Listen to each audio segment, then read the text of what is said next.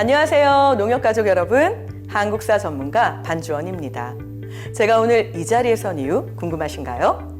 바로 이 땅의 농촌과 농업의 가치를 지켜온 파수꾼, 한국 농협의 역사에 대해 알려드리기 위해서입니다. 자, 그럼 지금부터 농협의 탄생 그리고 현재까지 그 발전의 과정을 하나씩 살펴보겠습니다. 1945년 우리나라는 일본으로부터 벗어나 독립을 합니다. 광복이 되어 나라는 다시 빛을 찾았지만 농촌과 농민에게는 어두운 그림자만 가득했는데요. 일제강점기 끝없는 식량 수탈로 망가진 농촌은 한국전쟁을 겪으면서 국토마저 황폐해지고 맙니다. 전 국민이 식량 부족에 시달렸고 특히 농촌은 소작농이 대부분이었던 농업인들을 상대로 한 고리대가 만연해서 심각한 사회 문제를 야기하게 되었죠. 농민들에게는 농자재의 원활한 공급, 농산물의 안정적 판매는 물론 고리대에서 벗어날 수 있는 금융의 지원까지 절실한 상황이었는데요. 농업인들의 이익을 대변할 농업인단체, 즉 협동조합의 설립이 필요한 상황이었습니다.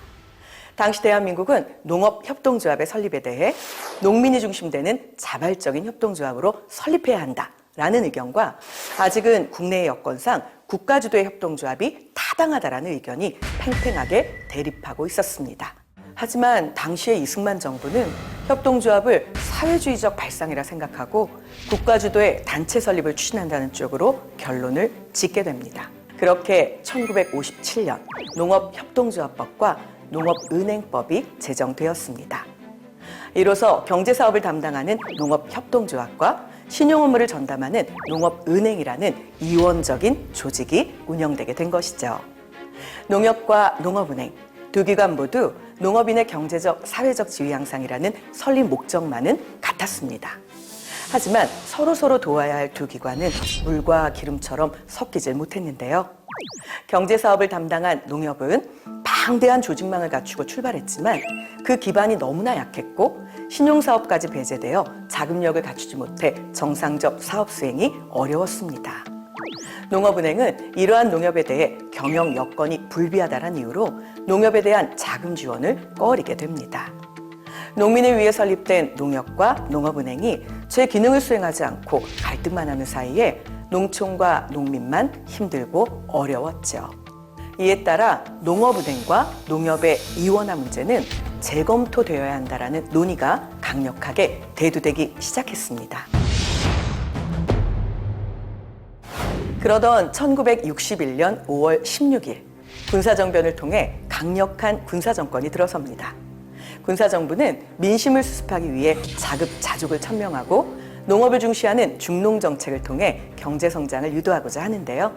그 방안의 일환으로 협동조합을 재편성하여 농촌 경제를 향상시킨다는 방침을 천명하게 됩니다.